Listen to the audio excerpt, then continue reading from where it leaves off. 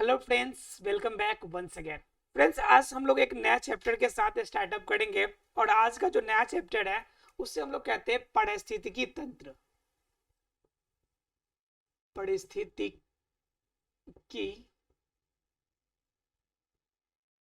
तंत्र, ठीक है। या इसी को हम क्या कहते हैं, परितंत्र के नाम से भी जानते हैं।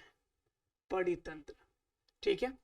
पारिस्थितिकी तंत्र या परितंत्र के बारे में आज की क्लास में हम लोग डिस्कस करेंगे।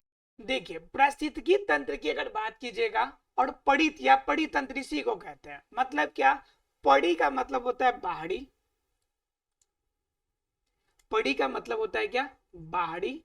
और तंत्र का मतलब होता है एक जाल। क्या होता है? जाल। मतलब बाहरी रूप में जो एक जाल बनेगा, एक पूरी तरह से सिस्टम बनेगा, तो उसी को हम क्या कहेंगे? परितंत्र या पारिस्थितिकी तंत्र। वास्तव में यह जाल कैसा होगा? यह बाहरी जो जाल होगा, यह किस चीज का जाल होगा? तो गैसों के, सॉरी, जो ऊर्जा के प्रवाह का जाल होगा। ऊर्जा के प्रवाह का जाल होगा। प्रवाह का जाल होगा। अब बात यह समझ नहीं आई हमें कि ऊर्जा का प्रवाह, ऊर्जा के प्रवाह का जाल का मतलब क्या? मतलब सीधे शब्दों में कहा जाए तो जितना भी ऊर्जा इस पूरी जीव मंडल में रन करती है, उन सभी ऊर्जाओं का जो एक कंज्यूम करने का जो एक साइकिल बना है, जो जाल बना है, उसी जाल को हम क्या कहते हैं? परितंत्र कहते हैं। अगर परितंत्र को अगर इंग्लिश वर्ड में बात करें, इस परिस्थितिकी तंत्र को, तो हम लोग इकोसिस्टम के नाम से जानते हैं। किसके नाम से जानते हैं? इकोसिस्टम के नाम से जानते हैं। अगर इकोसिस्टम वर्ड की बात की जाए तो सबसे पहली बार इकोसिस्टम वर्ड को जो उछाला गया था वह 1935 में लोगों के बीच में लाया गया था। सबसे पहली बार इकोसिस्टम अर्थात कि पारिस्थितिकी तंत्र शब्द को सबसे पहले कब लाया गया था? तो 1935 में लाया गया था। और जिस महान व्यक्ति ने इसे लेकर आया था, उनका नाम क्या था? तो उनका नाम था Arthur Arthur George Tansley. Arthur George Tansley. Exam में बहुत बार क्वेश्चंस आते हैं, ये ऑब्जेक्टिव क्वेश्चन में। बताइए, इकोसिस्टम शब्द के जनक किसे माना जाता है? तो ध्यान रखिएगा, ऑर्थर जॉर्ज टेस्ले। टेस्ले, इसे शॉर्ट में एजी टेस्ले के नाम से भी जाना जाता है। एग्जाम में ज्यादातर आपके ऑप्शन में दिए रहेंगे एजी टेस्ले। पूरा नाम शायद ही कहीं दिया रहता है, तो आपको याद रखना है एजी टेस्ले का मतलब ऑर्थर जॉर्ज टेस्ले। और यह शब्द क्या दिया इन्होंने? इकोसिस्टम। इन्होंने क्या कहा कि इस धरती पर जो जीव मंडल है, उस पूरी जीव मंडल की, उस जीव मंडल की स्वपोषित स्वपोषित संरचनात्मक संरचनात्मक एवं क्रियात्मक संरचनात्मक एवं क्रियात्मक इकाई क्या हमारा? पारिस्थितिकी तंत्र। ये क्या है? पारिस्थितिक तंत्र। क्लियर है आप लोग को? मतलब क्या कहा कि जीव मंडल की स्वपोषित संरचनात्मक एवं क्रियात्मक इकाई है। मतलब इस धरती पे अगर कोई संरचना बनी है या कोई भी क्रिया हो रही है, तो इसकी जो सबसे छोटी इकाई है, वह इकाई हमारा क्या है? पारिस्थितिकी तंत्र है। मतलब सीधे शब्दों में कहा जाए तो इस धरती की पूर्ण रूप से बनावट में जो सबसे छोटी इकाई जो आपकी तैयार हुई है, वह कौन है? आपका पारिस्थितिकी तंत्र है। अगर हम बात करें पारिस्थितिकी तंत्र को तोड़ने की कोशिश करें, तो इसके अंदर भी आपके पार्ट बनेंगे, क्योंकि पारिस्थितिकी तंत्र स्वपोषित रूप में है। एक ही रूप में कहे तो पूरा जाल की संरचना बना के है। और इसमें सबसे ज्यादा ऊर्जा का जो मेन स्रोत है, सबसे प्रमुख ऊर्जा का जो स्रोत है वह ऊर्जा का स्रोत है हमारा कौन सा, तो है सूर्य का प्रकाश। वह प्रमुख ऊर्जा का यहाँ पे कौन सा स्रोत है, सूर्य का प्रकाश। अर्थात कि सनलाइट जो है ऊर्जा का सबसे प्रमुख स्रोत है, सबसे मेन पार्ट कौन है हमारा, सूर्य का प्रकाश। और इस सूर्य के प्रकाश से जो ऊर्जा प्राप्त होती है, इसी से पूरे धरती पर उपस्थित जीवों में ऊर्जाओं का संचार होता है। मतलब क्या, सबसे ऊर्जा का मेन स्रोत हमारा क्या होगा, सूर्य का प्रकाश। क्योंकि सूर्य के प्रकाश से जितने भी उत्पादक वर्ग है वह पहले ऊर्जा को ग्रहण करेगा। फिर यह जो आपके ऊर्जा को ग्रहण जब वो करेगा तो उसके बाद अगले स्टेप में जाएगा। फिर वो अगले स्टेप में, जैसे मान लीजिए सूर्य के प्रकाश, समझिए कि ऊर्जा का प्रवाह कैसे चल रहा है, सूर्य के प्रकाश अर्थात कि सनलाइट, राइट। अब इस सनलाइट का उपयोग कौन करेगा भाई, तो इसका सन करेगा उत्पादक। कौन करेगा इसका उपयोग, उत्पादक। उत्पादक मतलब कौन भाई, तो इसका मतलब पेड़ पौधा, जो स्वपोषण क्रिया के द्वारा इस ऊर्जा का उपयोग करेगा, यह पेड़ पौधा। क्लियर। उत्पादक में जब पेड़ पौधा इसका उपयोग करेगा तो यह पहुंचेगा किसके पास, उसके बाद इसका प्रयोग करेंगे उपभोक्ता। उपभोक्ता में भी पहले प्राथमिक उपभोक्ता, फिर द्वितीयक उपभोक्ता, फिर तृतीयक उपभोक्ता, और इस रूप में यह संचार आगे की तरफ बढ़ता जाएगा। तो सीधे शब्दों में कहे कि उपभोक्ता तक जो ऊर्जा का संचार हो रहा है वह ऊर्जा का संचार इनडायरेक्टली कहा जाए तो इनडायरेक्टली कहां से आ रहा है, तो यह इनडायरेक्टली आ रहा है आपका सूर्य के प्रकाश से। मतलब क्या, ऊर्जा का मेन स्रोत कौन है, सूर्य का प्रकाश ही है। और यह जो है आपका परित परिस्थितिकी तंत्र, यह आपका सबसे छोटी इकाई है किनका जीव मंडल के संरचनात्मक और क्रियात्मक दोनों तरीके की सबसे सूक्ष्म, सबसे छोटी इकाई आपकी पारिस्थितिकी तंत्र मानी जाती है। क्लियर है आप लोग को। अब बात एक और आती है कि आखिर यह सबसे छोटी इकाई है तो क्या इनसे छोटी कोई इकाई नहीं है, क्या पारिस्थितिकी तंत्र को हम नहीं तोड़ सकते हैं। तो भाई ऐसा किसने कहा कि आप पारिस्थितिकी तंत्र को नहीं तोड़ सकते हैं, उनको भी तोड़ सकते हैं। तो कैसे तोड़ सकते हैं, जरा देखिए कि जो इकोसिस्टम है ये भी टूटेगा, ये भी क्या होगा हमारा, टूटेगा, और इनके भी पार्ट बनेंगे। कौन कौन से पार्ट होंगे, जरा इसे समझिए। कैसे आपका एजी टेस्ले ने पूरी बातों की व्याख्या करी है, क्यों इन्होंने इकोसिस्टम का नामकरण किया है, जरा समझिए इस बात को। देखिए पारिस्थितिकी तंत्र को अगर हम लोग ध्यान से देखें तो इनके अंदर अलग अलग रूप में कैटेगरी आएंगे। अब देखिए पारिस्थितिकी तंत्र है, जब ये बटेगा तो हम इसको दो भागों में बांट सकते हैं। जो प्रमुख रोल इसमें करते हैं इनको कितने भागों में बांटेंगे, तो दो भागों में। एक तो होगा आपका जैविक घटक, क्या होगा हमारा, जैविक घटक, और दूसरा कौन सा होगा, अजैविक घटक। क्या होगा हमारा, अजैविक घटक। ये दोनों जब आपस में मिलेंगे तब तो बनेगा। मान लीजिए कि सूर्य की प्रकाश ना मिले तो आपका आगे पारिस्थितिकी तंत्र नहीं चलेगा। और सूर्य की प्रकाश बताइए, जैविक घटक या अजैविक घटक, तो अजैविक होगा। मतलब सीधे शब्दों में जो जीवित हो, जिनमें क्या हो, जो जीवित हो, जिनके अंदर भोजन संश्लेषण की अपनी क्षमता हो, जो भोजन को संश्लेषित करता हो, ग्रहण करता हो, या किसी भी रूप में वृद्धि विकास के लिए स्वयं जिम्मेवार हो, तो उस कंडीशन उसे हम लोग क्या कहेंगे, जैविक घटक। लेकिन जो जिनके अंदर यह सारी क्रियाकलाप नहीं हो तो उसे हम कहेंगे अजैविक घटक। अब जैविक घटक जो होंगे इनके भी पार्ट होंगे। जैविक घटक भी दो भागों में बटेगा। कितने भागों में बटेगा, दो भागों में बटेगा। तो जैविक घटक के अंदर दो भाग कौन कौन से, तो एक तो होगा परपोषित, परपोषित, और दूसरा क्या होगा हमारा, स्वपोषित, स्वपोषित। एक होगा परपोषित तो दूसरा होगा क्या, स्वपोषित।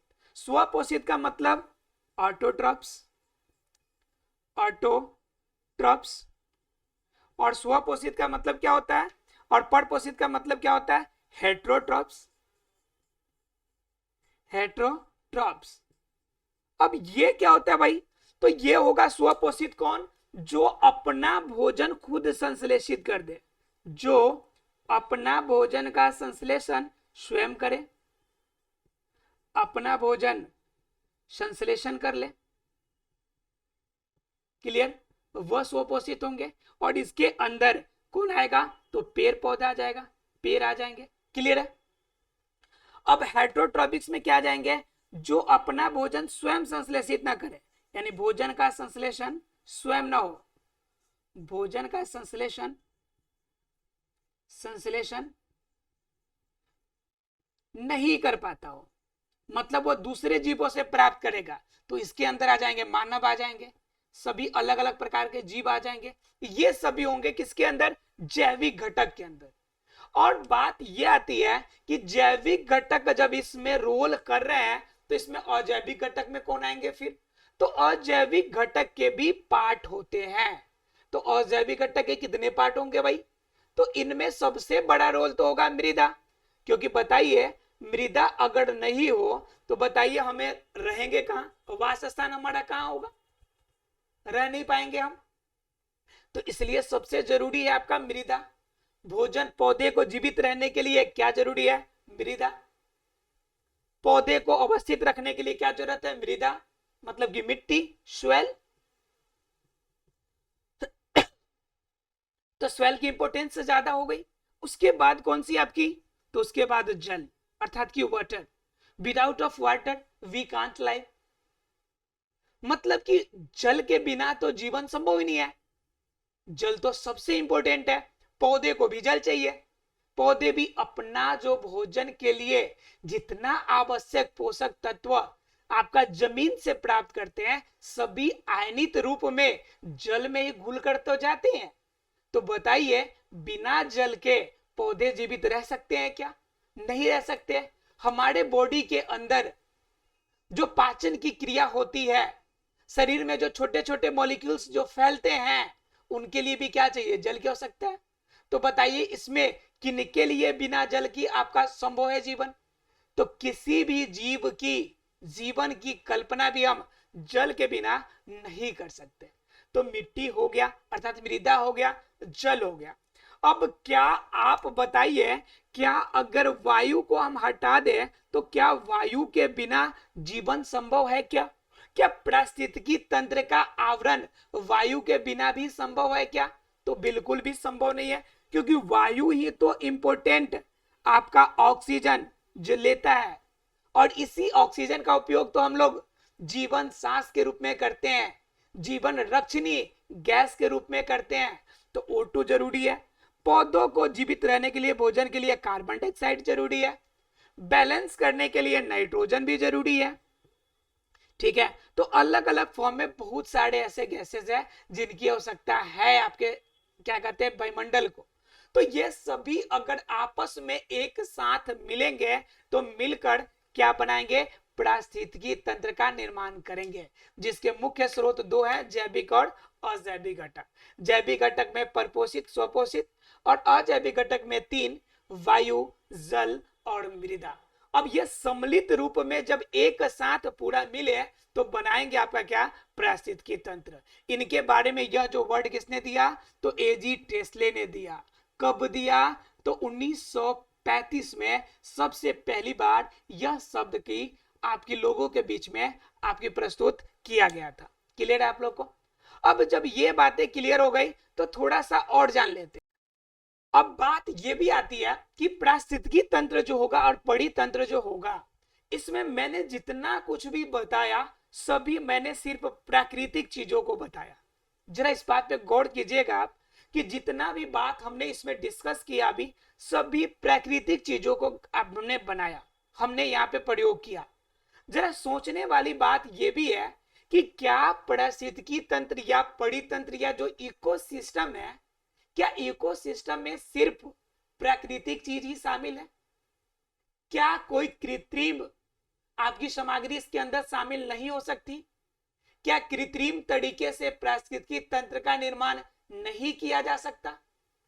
तो ऐसा सवाल आज के समय में कहना बिल्कुल ही गलत होगा, क्योंकि आज हम लोग इतने एबल जरूर हो गए हैं कि पारिस्थितिकी तंत्र को हम अपने तरीके से, कृत्रिम तरीके से जरूर हम बना सकते हैं। तो भाई अब कैसे बनाएंगे? अब बात आती है कि पारिस्थितिकी तंत्र आप बनाइएगा कैसे, आप खुद से तैयार कैसे कर सकते हैं, कृत्रिम तरीके से तैयार कैसे किया जा सकता है?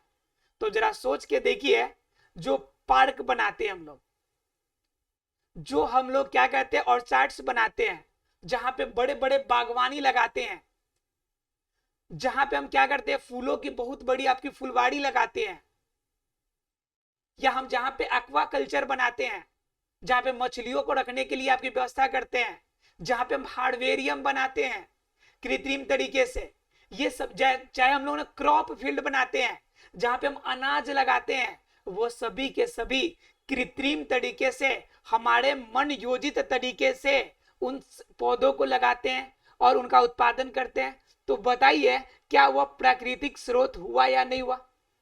तो बिल्कुल प्राकृतिक स्रोत भी होगा और साथ ही साथ कृत्रिम स्रोत भी होगा। मतलब क्या, पारिस्थितिकी तंत्र को दो तरीके से हम इस आधार पर भी बांट सकते हैं कि पूरी पारिस्थितिकी तंत्र कृत्रिम तरीके से भी तैयार की जा सकती है और प्राकृतिक तरीके से भी तैयार की जा सकती है। अगर ये समझ में आ गया होगा तो जरा मैं बता दूं कि कृत्रिम और प्राकृतिक के आधार पर पारिस्थितिकी तंत्र का बंटवारा कैसे होगा। इसको भी हम लोग दो भागों में बांटकर समझने की कोशिश करते हैं। जरा देखते हैं कि प्राकृतिक और कृत्रिम इन दोनों के आधार पे हम कैसे बांटे और इनका उपयोग हम लोग कैसे कर सकते हैं। ठीक है, तो ये तो आपको मैंने बता दिया कि दो भागों में। अब दो भागों में तो एक प्राकृतिक हो गया और एक हम लोगों ने क्या कर लिया, कृत्रिम कर लिया। मतलब क्या, इनके रिसोर्सेस की बात कर रहे हैं हम लोग, तो एक को हमने क्या कर लिया, एक को हम लोगों ने ले लिया नेचुरल रिसोर्स। क्या ले लिया हम लोगों ने, नेचुरल ले लिया, इसका नेचुरल रिसोर्स ले लिया हम लोगों ने, नेचुरल रिसोर्सेस पहला। और दूसरा हम लोगों ने इसी को क्या ले लिया, आर्टिफिशियल ले लिया, आर्टिफिशियल रिसोर्स ले लिया, आर्टिफिशियल रिसोर्स का यूज कर लिया। दो भागों में बट गया। अब बात यहां पे आती कि नेचुरल रिसोर्स और आर्टिफिशियल रिसोर्स, इसके अंदर कौन कौन आएंगे? तो आर्टिफिशियल रिसोर्स में हमने बताया आपको अभी, आर्टिफिशियल रिसोर्स में हमने अभी आपको बताया क्या, कि आप हार्डवेरियम का यूज कर लीजिए, हार्डवेरियम हो गया। आप अगर क्रॉप फील्ड, मतलब क्या, क्रॉप फील्ड का मतलब जो खेत के लिए, जो आप क्या कहते हैं, खेत में जब आप गेहूं लगाते हैं, धान लगाते हैं, तो वह जो खेती करते हैं वह खेती भी किसके अंदर आएगा भाई? तो वह खेती भी आपका कृत्रिम इकोसिस्टम के अंदर आ जाएगा। अब बात जरा कर लेते हैं आर्टिफिशियल में। तो इसके अंदर दो तरह के होंगे। नेचुरल रिसोर्स हमें दो प्रकार से मिलेंगे। कहां कहां मिलेंगे? एक तो हो सकता है कि हमारा भूमि वाले जीव जंतु मिले, भूमि वाले रहने वाले, और दूसरा मुझे मिले एक्वेटिक, मतलब जलीय स्तर पे, जो जल में रहने वाले हैं, जो जलीय जीव है, भूमि वाले और जल वाले। अब जल के अंदर भी अगर देखिएगा तो जल के अंदर भी दो प्रकार के मिलेंगे। एक तो मिलेंगे जो लवणीय जल में हो, जो लवण वाले जल में लवणीय हो, और एक ऐसे मिलेंगे जो लवण वाले जल में नहीं हो, अलवणीय हो, या सिर्फ कहें हम लोग मीठे जल में हो। किसमें हो? मीठे जल में हो। ठीक है, तो लवणीय जल, मीठे जल में होंगे। फिर भूमि की बात कीजिएगा तो भूमि के अंदर भी अलग अलग फॉर्म होगा। मान लीजिए कि आप बात कर लेते हैं हम माउंटेन वाले एरिया की, किसकी बात कर लेते हैं? पहाड़ी इलाका की, माउंटेन वाले की। फिर हम बात कर लेंगे जो आपके समतल भूमि है उनकी बात कर लेंगे, समतल लैंड की बात कर लेंगे, अर्थात कि मैदान की बात कर लेंगे। फिर हम बात कर लेंगे फॉरेस्ट की, अर्थात कि जंगल की। बताइए, अलग अलग फॉर्म में अलग अलग जगह पे हमारा नेचुरल रिसोर्सेस काम करेगा और ये अलग एक रिसोर्सेस बनाएगा और ये आर्टिफिशियल रिसोर्सेस एक अलग फॉर्म बनाएगा। लेकिन सभी का मिलने का सिर्फ एक ही मकसद है कि सभी मिलकर क्या बनाएंगे आपका? तो सभी के सभी मिलकर आपका पारिस्थितिकी तंत्र का ही निर्माण करेंगे। आशा है फ्रेंड्स ये पारिस्थितिकी तंत्र के रिसोर्सेस और पारिस्थितिकी तंत्र आप आसानी से और सही तरीके से समझ गए होंगे। ये हमारे आज की चैप्टर की आगाज थी। अगले क्लास में हम लोग इसमें डिटेल में और आगे की बातें समझेंगे। मिलते हैं अगले क्लास में, तब तक के लिए thank you very much friends.